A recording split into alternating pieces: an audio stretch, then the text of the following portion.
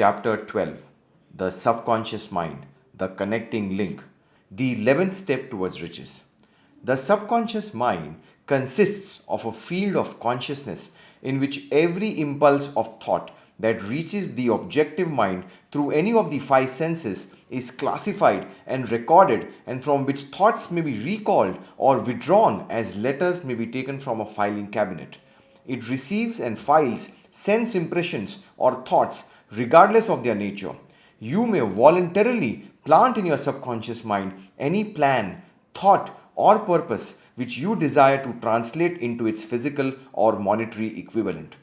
The subconscious acts first on the dominating desires which have been mixed with emotional feeling such as faith.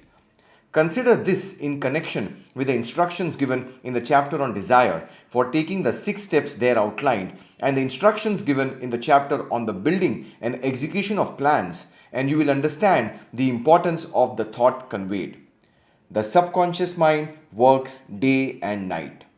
Through a method of procedure unknown to man, the subconscious mind draws upon the forces of infinite intelligence for the power with which it voluntarily transmutes one's desires into their physical equivalent, making use always of the most practical media by which this end may be accomplished. You cannot entirely control your subconscious mind, but you can voluntarily hand over to it any plan, desire, or purpose which you wish transformed into concrete form. Read again instructions for using the subconscious mind in the chapter on autosuggestion. There is plenty of evidence to support the belief that the subconscious mind is the connecting link between the finite mind of man and infinite intelligence. It is the intermediary through which one may draw upon the forces of infinite intelligence at will. It alone contains the secret process by which mental impulses are modified and changed into their spiritual equivalent. It alone is the medium through which prayer may be transmitted to the source capable of answering prayer. The possibilities of creative effort connected with the subconscious mind are stupendous and imponderable. They inspire one with awe. I never approach the discussion of the subconscious mind without a feeling of littleness and inferiority due perhaps to the fact that man's entire stock of knowledge on this subject is so pitifully limited. The very fact that the subconscious mind is the medium of communication between the thinking mind of man and infinite intelligence is of itself a thought which almost paralyzes one's reason. After you have accepted as a reality the existence of the subconscious mind and understand its possibilities as a medium for transmuting your desires into their physical or monetary equivalent, you will comprehend the full significance of the instructions given in the chapter on desire.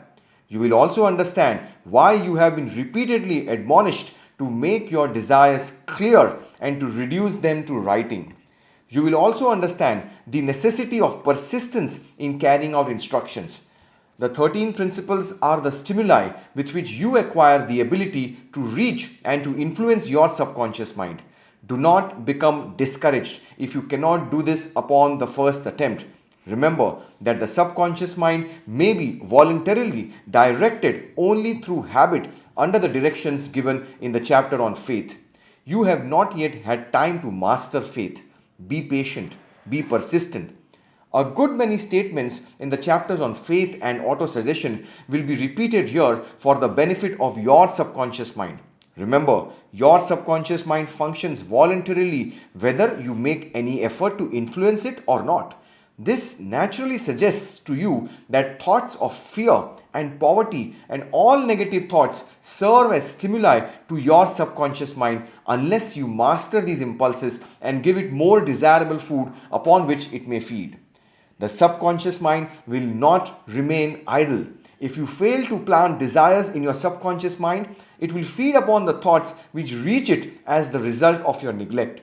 We have already explained that thought impulses, both negative and positive, are reaching the subconscious mind continuously from the 4 sources which were mentioned in the chapter on sex transmutation. For the present, it is sufficient if you remember that you are living daily in the midst of all manner of thought impulses which are reaching your subconscious mind without your knowledge. Some of these impulses are negative, some are positive. You are now engaged in trying to help shut oil the flow of negative impulses and to aid in voluntarily influencing your subconscious mind through positive impulses of desire. When you achieve this, you will possess the key which unlocks the door to your subconscious mind. Moreover, you will control that door so completely that no undesirable thought may influence your subconscious mind. Everything which man creates begins in the form of a thought impulse. Man can create nothing which he does not first conceive in thought. Through the aid of the imagination, thought impulses may be assembled into plans. The imagination, when under control, may be used for the creation of plans or purposes that lead to success in one's chosen occupation. All thought impulses intended for transmutation into their physical equivalent, voluntarily planted in the subconscious mind, must pass through the imagination and be mixed with faith. The mixing of faith with a plan or purpose intended for submission to the subconscious mind may be done only through the imagination. From these statements, you will readily observe that voluntary use of the subconscious mind calls for coordination and application of all the principles.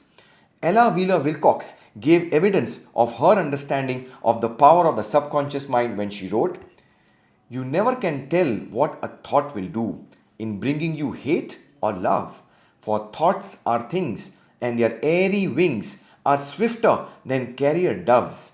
They follow the law of the universe. Each thing creates its kind, and they speed over the track to bring you back whatever went from your mind."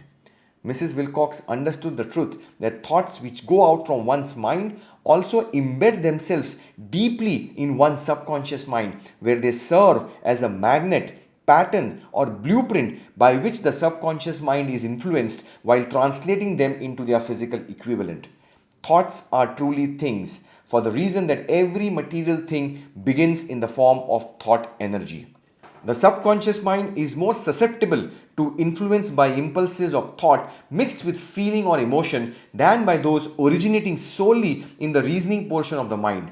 In fact, there is much evidence to support the theory that only emotionalized thoughts have any action influence upon the subconscious mind.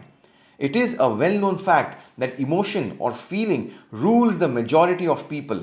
If it is true that the subconscious mind responds more quickly to and is influenced more readily by thought impulses, which are well mixed with emotion, it is essential to become familiar with the more important of the emotions. There are 7 major positive emotions and 7 major negative emotions. The negatives voluntarily inject themselves into the thought impulses, which ensure passage into the subconscious mind. The positives must be injected through the principle of autosuggestion into the thought impulses which an individual wishes to pass on to his subconscious mind. Instructions have been given in the chapter on autosuggestion. These emotions or feeling impulses may be likened to yeast in a loaf of bread because they constitute the action element which transforms thought impulses from the passive to the active state. Thus may one understand why thought impulses which have been well mixed with emotion are acted upon more readily than thought impulses originating in cold reason. You are preparing yourself to influence and control the inner audience of your subconscious mind in order to hand over to it the desire for money which you wish transmuted into its monetary equivalent. It is essential, therefore, that you understand the method of approach to this inner audience. You must speak its language or it will not heed your call. It understands best the language of emotion or feeling. Let us therefore describe here the 7 major positive emotions and the 7 major negative emotions so that you may draw upon the positives and avoid the negatives when giving instructions to your subconscious mind. The 7 major positive emotions: the emotion of desire, the emotion of faith, the emotion of love, the emotion of sex, the emotion of enthusiasm, the emotion of romance, the emotion of hope. There are other positive emotions, but these are the 7 most powerful and the ones most commonly used in creative effort. Master these 7 emotions. They can be mastered only by use, and the other positive emotions will be at your command when you need them. Remember in this connection that you are studying a book which is intended to help you develop a money consciousness by filling your mind with positive emotions. One does not become money conscious by filling one's mind with negative emotions. The seven major negative emotions to be avoided: the emotion of fear, the emotion of jealousy, the emotion of hatred, the emotion of revenge, the emotion of greed, the emotion of superstition, and the emotion of anger. Positive and negative emotions cannot occupy the mind at the same time. One or the other must dominate. It is your responsibility to make sure that positive emotions constitute the dominating influence of your mind. Here, the law of habit will come to your aid. Form the habit of applying and using the positive emotions. Eventually, they will dominate your mind so completely that the negatives cannot enter it. Only by following these instructions literally and continuously can you gain control over your subconscious mind. The presence of a single negative in your conscious mind is sufficient to destroy all chances of constructive aid from your subconscious mind. If you are an observing person, you must have noticed that most people resort to prayer only after everything else has failed, or else they pray by a ritual of meaningless words. And because it is a fact that most people who pray do so only after everything else has failed, they go to prayer with their minds filled with fear and doubt, which are the emotions the subconscious mind acts upon and passes on to infinite intelligence. Likewise, that is the emotion which infinite intelligence receives and acts upon. If you pray for a thing but have fear as you pray that you may not receive it or that your prayer will not be acted upon by infinite intelligence, your prayer will have been in vain. Prayer does sometimes result in the realization of that for which one prays. If you have ever had the experience of receiving that for which you prayed, go back in your memory and recall your actual state of mind while you were praying, and you will know for sure that the theory here described is more than a theory. The time will come when the schools and educational institutions of the country will teach the science of prayer. Moreover, then prayer may be and will be reduced to a science. When that time comes, it will come as soon as mankind is ready for it and demands it. No one will approach the universal mind in a state of fear, for the very good reason that there will be no such emotion as fear. Ignorance, superstition, and false teaching will have disappeared, and man will have attained his true status as a child of infinite intelligence. A few have already attained this blessing. If you believe this prophecy is far fetched, take a look at the human race in retrospect. Less than 100 years ago, men believed the lightning to be evidence of the wrath of God and feared it. Now, thanks to the power of faith, men have harnessed the lightning and made it turn the wheels of industry. Much less than 100 years ago, men believed the space between the planets to be nothing but a great void, a stretch of dead nothingness. Now, thanks to the same power of faith, men know that far from being either dead or a void, the space between the planets is very much alive, that it is the highest form of vibration known, excepting perhaps the vibration of thought. Moreover, men know that this living, pulsating, vibratory energy which permeates every atom of matter and fills every niche of space connects every human brain with every other human brain. What reason have men to believe that this same energy does not connect every human brain with infinite intelligence? There are no toll gates between the finite mind of man and infinite intelligence. The communication costs nothing except patience, faith, persistence, understanding, and a sincere desire to communicate. Moreover, the approach can be made only by the individual himself.